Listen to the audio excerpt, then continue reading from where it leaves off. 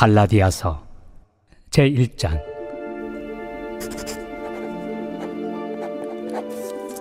사람들에게서 난 것도 아니요 사람으로 말미암은 것도 아니요 오직 예수 그리스도와 그를 죽은 자 가운데서 살리신 하나님 아버지로 말미암아 사도된 바울은 함께 있는 모든 형제와 더불어 갈라디아 여러 교회들에게 우리 하나님 아버지와 주 예수 그리스도로부터 은혜와 평강이 있기를 원하노라. 그리스도께서 하나님 곧 우리 아버지의 뜻을 따라 이 악한 세대에서 우리를 건지시려고 우리 죄를 대속하기 위하여 자기 몸을 주셨으니 영광이 그에게 세세토록 있을지어다. 아멘. 그리스도의 은혜로 너희를 부르신 이를 이같이 속히 떠나 다른 복음을 따르는 것을 내가 이상하게 여기노라. 다른 복음은 없나니 다만 어떤 사람들이 너희를 교란하여 그리스도의 복음을 변하게 하려 함이라. 그러나 우리나 혹은 하늘로부터 온 천사라도 우리가 너희에게 전한 복음 외에 다른 복음을 전하면 저주를 받을지어다. 우리가 전에 말하였거니와 내가 지금 다시 말하노니 만일 누구든지 너희가 받은 것 외에 다른 복음을 전하면 저주를 받을지어다. 이제 내가 사람들에게 좋게 하랴 하나님께 좋게 하랴 사람들에게 기쁨을 구하랴. 내가 지금까지 사람들의 기쁨을 구하였다면 그리스도의 종이 아니니라. 형제들아, 내가 너희에게 알게 하노니 내가 전한 복음은 사람의 뜻을 따라 된 것이 아니니라. 이는 내가 사람에게서 받은 것도 아니요 배운 것도 아니요 오직 예수 그리스도의 계시로 말미암은 것이라. 오늘 바울이 언급한 다른 복음이라는 표현은 또 다른 하나의 복음이라는 뜻이 아니고 이 번역상 다른 복음이라고 했지만은 더 원색적이고 정확히 표현한다. 내 개인적으로는 이걸 이렇게 번역하면 더 쉬웠을 것 같아요. 틀린 복음. 복음이 다른 거는 그것 자체가 또 하나의 복음이 아니고 복음이 아닌 것입니다. 이 세상에는 또 하나의 다른 것이 있을 수 있다니까요. 그러나 복음만큼은 안 되는 것이에요. 그 이유가 뭐냐? 하나님이 한 분이기 때문이에요. 예수님이 한 분이기 때문이에요. 구원의 길이 한 길밖에 없기 때문이에요. 그래서 복음도 하나밖에 없는 거예요. 근데 하나밖에 없는 복음을 또다시 어떤 복음을 만들어냈다면 그 복음은 또 하나의 복음이 아니라 잘못된 복음이고 틀린 복음이고 진정한 복음을 공격하는 가짜 복음이라는 거죠. 그러므로 다른 복음은 없습니다. 그러면 여기서 해묵은 질문을 하나 해야 돼요. 복음이 뭐냐는 거예요. 우리가 이 복음이라는 단어를 많이 듣습니다. 근데 정작 정리가 잘 안 돼요. 오늘 정리를 간략하게 해보자는 거예요. 복음이란 무엇이냐? 로마서 1장 16절 말씀입니다. 다 같이 보십시다. 로마서 1장 16절 시작. 내가 복음을 부끄러워하지 아니하노니 이 복음은 모든 믿는 자에게 구원을 주시는 하나님의 능력이 됩니다. 먼저는 유대인에게 그리고 헬라인에게로다. 복음이 무엇인가? 그것이 잘 정리가 안 되거든. 로마서 1장 16절만 딱 머릿속에 담아놓으면 돼요. 내가 복음을 부끄러워하지 않는다. 바울은 2000년 전에 복음은 부끄럽게 여기던 거였어요. 작고 이단 시비를 받았어요. 조롱받았습니다. 그래서 복음을 전하는 걸 부끄러워했어요. 그러나 바울은 복음에 대한 확신이 있었습니다. 그래서 나는 복음을 절대 부끄러워하지 않는다. 그래서 내가 복음을 부끄러워하지 않는 이유가 있으니 이 복음은 모든 믿는 자에게 구원을 주시는 하나님의 능력이 되기 때문이다. 즉 복음은 하나님의 능력이라는 거예요. 왜 능력이 되냐? 구원을 주는 유일한 것이기 때문에. 그래서 복음이란 무엇이냐? 정리를 해보면 구원을 주시는 거예요. 복음은 우리에게 구원을 갖다 주어야 그것이 복음이라고 할 수 있는 거예요. 그러므로 어떤 교회를 열심히 다녔는데 내가 마지막 심판날에 주님 앞에 섰는데 천국을 못 가고 구원을 받지 못한 채 혼나면서 지옥에 떨어지고 말았다. 그러면 그분은 그 교회에서 50년을 다녀도 왜 그런 결과가 빚어졌느냐? 복음을 못 들은 거예요. 혹은 들었는데 자기가 마음의 문으로 확 닫고 있는 거예요. 자기 입맛대로 믿은 거예요. 그래서 복음을 듣지 못했거나 복음을 들었음에도 불구하고 자기가 그 복음에 대하여 반응하지 않았기 때문에 그 영혼은 멸망길로 간 겁니다. 그러니 복음은 무엇이냐? 우리를 지옥의 저주에서 건져가지고 천국에 올려보낼 수 있어야 그것이 복음이라는 거예요. 예수님은 당신의 말씀을 복음이라고 정의를 했어요. 그래서 마가복음 1장 14절과 15절에서 이렇게 말씀하세요. 시작. 요한이 잡힌 후 예수께서 갈릴리에 오셔서 하나님의 복음을 전파하여 이르시되 때가 찼고 하나님의 나라가 가까이 왔으니 회개하고 복음을 믿어라 하시더라. 복음을 믿어라. 복음은 뭐냐? 예수님이 복음을 전파하여 가라사대 그랬죠. 근데 무엇이 복음인지 정확히 안 나와 있어요. 근데 그건 어렵지 않아요. 사복음서에 예수님이 말씀하신 모든 것이 복음이에요. 여러분 지금 성경은 이제 좋아져가지고 이렇게 보면 예수님이 직접 하신 말씀은 빨간 글씨로 표시된 성경이 있을 거예요. 여러분 성경에 그런 성경 있죠? 그게 바로 예수님이 직접 언급하신 말씀만 빨간 색깔로 표시해 놓은 성경책이 있어요. 그것이 다 복음이에요. 근데 예수님께서 기승전결 당신이 하신 말씀, 예화, 칭찬, 꾸짖음, 교훈, 미래 이야기, 과거 이야기, 현재 이야기 등등 그런 숱하게 많은 예수님이 직접 하신 말씀의 최종 결론은 무엇이냐? 우리 영혼이 구원받는 것이에요. 그러므로 복음은 다른 것이 아니고 우리의 영혼을 구원의 길로 인도할 수 있어야 복음이다. 그런 뜻이에요. 분별이 쉽죠. 그래서 어느 교회 가서 출석해서 말씀을 듣고 성경 공부를 하고 등등의 그런 영적인 양식을 먹고 나면 우리가 천국이 기다려져야 되고 예수님의 재림이 믿어져야 되고 나의 죄가 부끄러워져야 되고 옛날보다 다른 모습으로 살겠다고 결단하는 일들이 날마다 일어나야 그것이 바로 복음의 열매인 것입니다. 근데 그런 일이 안 일어나요.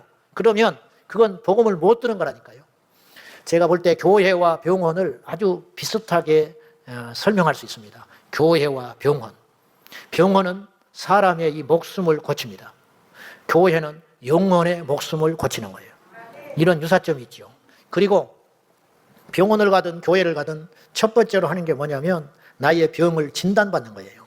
내가 병이 무엇인지, 내 병명이 나왔다면 이 병의 깊이가 어느 정도인지, 이게 나온 다음에는 뭐에 들어가야 되느냐? 치료의 과정에 들어가는 거죠. 치료는 약을 먹든지 수술을 하든지 등등의 치료 방법을 동원해가지고 이 사람을 고쳐서 살려내는 거죠.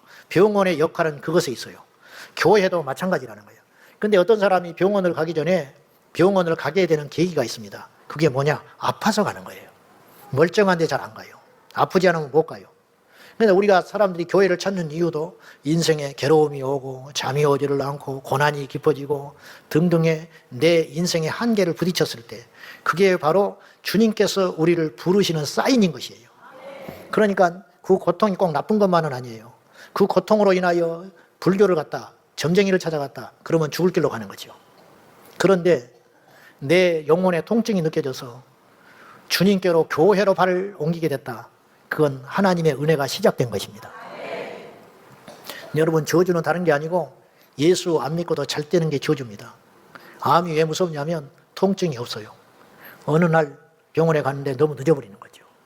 한평생 살면서 천국도 지옥도 모른 채 그럭저럭 내가 잘 살았다고 착각했는데 교회 다닌 사람, 예수 믿는 사람들 속으로 비웃거리면서 노방에서 전도하는 사람들 오면 손가락질하면서 한심한 것들이라고 조롱하고 살다가 나중에 주님 앞에 딱 섰는데 천국과 지옥이 있어버리는 거예요. 어느 날 병원에 갔더니 한 달밖에 못 산다는 거예요. 그것과 똑같은 거라는 거예요. 길이 없잖아요. 방법이 없잖아요. 그래서 이제 교회를 찾아 나온 거예요.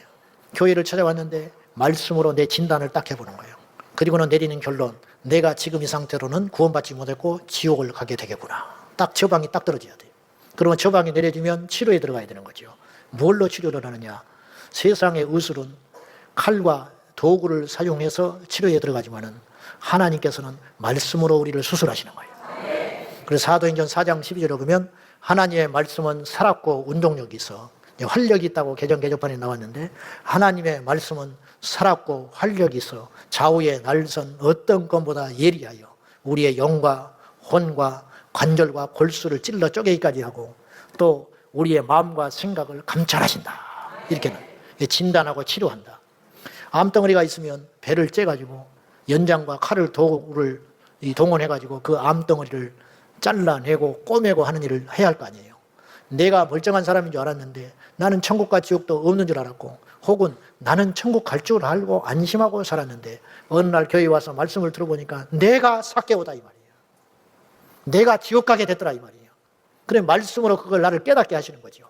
그러면 굉장히 자존심이 상하고 부끄럽고 내가 집사 좀 됐고 모태신앙 좀 됐고 이 정도 됐는데 내가 교회를 수십 년을 다녔는데 내가 구원을 받지 못한 상태였다니 그게 인정하는 것이 정말 어려운 일이잖아요.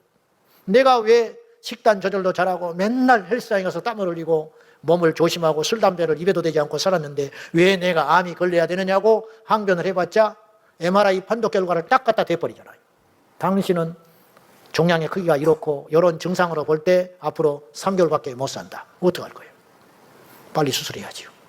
근데 여러분, 그런 모든 일련의 과정의 역할이 뭐냐면 그것이 복음의 능력이라는 거예요. 근데요, 어느 병원에 갔더니 판독을 제대로 못해. 종양인데 종양으로 판단을 못했어, 의사가. 이게 뭐냐? 거짓 선지자. 복음을 전하지 않는 교회. 그래가지고는 암이 내 안에서 점점 커가고 있는데 위장장애라고 갤포스 먹어요. 한 달 있다 죽어버리는 거예요. 교회를 다녔는데 죽여버려요. 이런 현실이 오늘날 눈뜨고 일어나고 있다는 거예요. 자, 그러면 구체적으로 오늘 본문에서 언급한 다른 복음, 오늘의 제목이 이거예요. 다른 복음은 없다. 없는 겁니다. 다른 복음이 있다고 주장하는 것 자체가 넌센스라는 거예요. 없는 걸 왜 자꾸 있다고 그러냐면, 하나님이 한 분인데 왜 자꾸 하나님이 여기 있다 저기 있다 말하냐 이 말이에요. 예수님이 한 분인데 왜 자꾸 또 다른 예수가 있다고 말을 하냐 이 말이에요. 구원받는 길은 예수 외에는 없는데 왜 자꾸만 다른 신을 믿어도 구원받는 것처럼 그렇게 쓸데없는 소리를 하느냐 이 말이에요.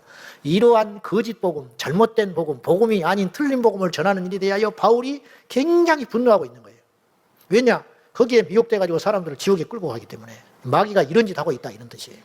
그러면 복음이 아닌 다른 복음, 가짜 복음, 그건 어떤 특징이 있는 것인가? 첫째, 청중들, 그 복음을 듣는 사람들의 영혼 구원의 중요성과 장차 마주하게 될 자신의 영혼의 미래에 대하여 경각심을 주지 못하는 복음과 가르침이 가짜 복음이에요. 그러니까 복음을 들었으면 어떤 일이 벌어져야 되냐면은 천국을 소망하게 되고, 복음을 들었으면 지옥의 두려움이 밀려오고, 복음을 들었으면 내가 이렇게 살면 안 되겠구나, 그렇게 결심이 일어나야 된다 그런 뜻이에요. 근데 이제 그런 역할을 못 한다는 거예요. 그냥 좋아. 즉 다시 말해서 세상의 성공과 번영, 그리고 처세에 능하게 만드는 육의 이야기들, 행복한 비결 뭐 등등 그런 이야기들, 그런 이야기는 복음이 아니라는 거예요. 제가 남의 말 함부로 하고 싶지 않은데 여러분에게 분별력을 주기 위해서 예를 들면, 여러분 긍정의 힘이라는 책을 보셨을 거예요. 교회 오래 다닌 사람들은 그 책이 전 세계적으로 너무 많이 팔린 거예요. 어마어마하게 팔려가지고 저도 읽어봤거든요. 그 책을 쓴 분이 조엘 오스틴이라는 목사예요. 이 교회가요, 사람을 만족시키는 가짜 복음을 전하니까 얼마나 많은 사람들이 몰려들어가지고 휴스턴 그 농구장을 샀어요. 그래서 농구장 체육관을 개량해가지고 너무 한 5, 6만 명씩 사람들이 모이니까 거기서 예배를 드리고 있습니다. 제가 오래전에 거기서 예배하는 것을 그 방송 채널에서 한번 본 적이 있거든요. 녹화 방송한 걸 이렇게 틀어주더라고요. 거기에 수많은 사람들이 모였는데 가운데서 아주 세련된 몸짓으로 이렇게 설교를 하고 있더라고요. 근데 거기에 있는 사람들이 전부 발을 꼬고 앉아가지고 성경책을 가지고 온 사람이 한 명도 없었어요. 그리고는 박장대소를 하면서 막 기쁨이 넘쳐요. 거기에 십자가가 단 한 줌도 증거되지 않아요. 죄에 대해서 회개를 외치는 메시지가 한 줄도 없어요. 거기에 오는 사람들은 전부 안심하겠더라고. 세상에서 실패하고 세상에서 고통을 겪고 세상에서 쫓기던 사람들이 와가지고 거짓된 평안과 위로를 받고 가는 것이에요. 마취제만 집어넣고 가는 거예요. 진통제만 주는 거예요. 그러니까 곧 죽어요. 제가 예언하는데 그 교회는 분명히 망하고 없어지게 될 것이에요. 그 이유가 뭐냐면 복음을 전하지 않는 교회는 성령께서 떠나시기 때문이에요. 그러니까 이제 물탄 복음들이 막 여기저기 등장하고 있는 거죠. 그래가지고 곳곳에서 가짜 복음들이 독버섯처럼 일어나가지고 화려하게 그럴듯하게 나타나니까 어떤 것이 먹어야 할 버섯인지 어느 것이 버려야 할 독버섯인지 분별을 하지 못한 채 마구잡이로 먹다가 나중에는 식중독 일으켜가지고 영적으로 죽어버리고 마는 것이, 이게 얼마나 큰 문제인지를 몰라요. 여러분, 암 환자가 시골의 작은 병원을 가든 대학병원을 가든 처방은 똑같이 내려져야 되는 거예요. 복음은 변치 않는 거예요. 큰 교회든 작은 교회든 복음은 똑같은 예수 복음이 선포돼야 되는 것이에요. 어떤 교단의 목사든지 간에 복음은 하나여야 되는 것이에요. 그런데 여러분, 내가 암 환자인데 어느 병원에 가니까 암이라고 그러고 어느 병원에 가니까 위궤양이라고 그러고 어느 병원에 가니까는 담석이라고 그러고 어느 병원에 가니까 대장을 뒤적거리고 이러면 죽는 거예요. 죽는 거. 유일하게 하나입니다. 구원의 길은 하나예요. 예수 외에는 길이 없는 거예요. 마지막으로 거짓 복음은 그릇된 희망과 자신감과 확신을 심어주어 자신의 영혼의 상태를 제대로 점검할 수 있는 기회를 원천적으로 막아버리는 거예요. 이게 바로 거짓 복음이에요. 예수님 당시에 바리새인들과 사두개인 그리고 서기관들은 천국에 가지 못할 수준이었어요. 근데 누구도 그걸 제대로 말해주는 사람이 없었어요. 왜 그러냐? 말라기 선지자 이후에 400년 동안 진짜 위기 선교사가 없는 거예요. 이 굉장히 위기인 거예요, 사실은. 나라를 잃은 게 위기가 아니고 진정한 복음이 전해지지 않는 400년 이 암흑기가 진짜 위기였다는 거예요. 그 어둠을 뚫고 나타난 인물이 있었죠. 세례 요한. 세례 요한이 예수님과 똑같은 복음을 전했습니다. 회개하라. 천국이 가까이 왔다. 누가 너희들을 아브라함의 자손이라더냐. 너희가 속으로 아브라함의 자손이라고 생각하지 마라. 하나님의 심판이 너희를 비껴갈 걸로 착각하지 마라. 이미 도끼가 나무 밑둥이에 놓인 것처럼 너희들을 쳐서 너희가 회개하지 아니하면 지옥에 보내버리고 말 것이다. 그 강력한 복음을 듣고 유대인들이 요단강에 나와서 회개하고 세례를 받은 것입니다. 그리고 물어요. 어찌해야 되겠습니까? 그러자 세례 요한이 선포했습니다. 두 버릇을 가진 자들은 이웃과 나누어라. 군인들은 정한 월급을 족한 줄로 알고 남의 것을 늑징하지 말거라. 그리고 세리들은 정한 세금 외에 더 걷지 말아라. 이것이 바로 회개에 합당한 열매다. 너희가 그래야만 천국 간다. 그래야만 살 길이 열린다. 이게 복음이에요. 근데 이 세상에 복음이 전해졌는데 사람들이 감당을 못하는 거예요. 예수님도 오셔서 세례 요한이 잡히신 다음에 연이어서 복음을 전하기 시작했죠. 사람들이 못 견디는 거예요. 마태복음 7장에 5장, 6장, 7장 산상보훈을 마치시니까 주님의 복음을 들은 사람들의 반응이 이렇게 나왔습니다. 마태복음 7장 28절과 29절입니다. 다 같이 봅시다. 시작. 무리들이 그의 가르치심에 놀라니 이는 그 가르치시는 것이 권위 있는 자와 같고 그들의 서기관들과 같이 아니함이니라. 무리들이 왜 놀랬겠어요? 간단해요. 충격받은 겁니다. 지금까지 들은 메시지가 아니에요. 지금까지 가짜 복음만 들은 거예요. 유대인들은 구원받는다. 이방인들은 지옥의 불쏘시개이지 우리는 선민으로서 하나님 나라에 너끈히 간다. 우리가 안 가면 누가 가겠냐. 이런 선민의식으로 가득 차 있는 교만에 있는 이스라엘 백성들에게 예수님은 마태복음 7장 21절 이하에서 이렇게 말하셨어요. 나더러 주여 주여 하는 자가 천국에 갈 것이 아니다. 하나님한테 주여 주여 한다고 천국 못 가. 너희들이 이스라엘 백성이 됐다고 천국 가는 것이 아니야. 아버지의 뜻대로 행하는 자라야 천국에 갈 수 있느니라. 좁은 문을 향하여 가거라. 그 길이 생명길이고 넓은 문은 멸망길이다. 주님이 그렇게 말씀을 해요. 그런 메시지를 전해준 사람이 한 명도 없었다는 거예요. 그 말을 듣고 이들은 충격에 빠져들어요. 자기의 가치관이 흔들리기 시작하는 거예요. 그래서 가르침에 놀랐는데 이거는 그냥 의례적으로 하는 이야기가 아니고 권세 있는 새로운 가르침이구나. 이거는 지금까지 듣도 보도 못한 메시지구나. 근데 그 말씀을 들어야 우리가 산다 이 말이에요. 그것이 바로 복음인 것입니다. 사랑하는 성도 여러분, 전하지 않으니 들을 길이 없습니다. 복음을 듣고 싶어도 전해주는 것이 없으면 들을 수가 없게 되는 것이에요. 살고 싶지만 나를 고쳐주는 병원을 만나지 못하면 내가 죽게 되는 것이에요. 복 중의 복이 뭔지 아세요? 복음을 듣는 것이에요. 그 복음을 들어야 우리 영혼이 구원을 받고 하나님 나라에 가게 되기 때문이죠. 여러분들이 우리 교회에 와서 만약에 복음을 제대로 들었다면 여러분은 죄를 버리게 될 겁니다. 여러분이 우리 교회에 와서 복음을 제대로 들었다면 여러분의 삶은 반드시 변해야 됩니다. 우리가 주님 안에서 진정한 복음을 들었다면 우리는 이 땅에 집착하고 소망을 가졌던 우리의 생각들이 진짜 장구하고 영원히 기다리는 하나님의 나라로 천국으로 우리의 시야와 관심이 변해야 될 것입니다. 그것이 바로 복음이 주는 능력인 것입니다. 사랑하는 성도 여러분, 복음을 찾으십시오. 그리고 복음을 들으십시오. 그리고 복음으로 인하여 여러분의 고집과 아집이 깨어지는 일이 날마다 일어나기를 예수님의 이름으로 축원합니다. 복음은 여러 개가 아닙니다. 복음은 하나입니다. 다른 복음은 없습니다. 복음은 오직 성경 말씀에만 있습니다. 기도하겠습니다. 하나님 아버지, 우리의 평생에 진짜 복음을 들려주옵소서.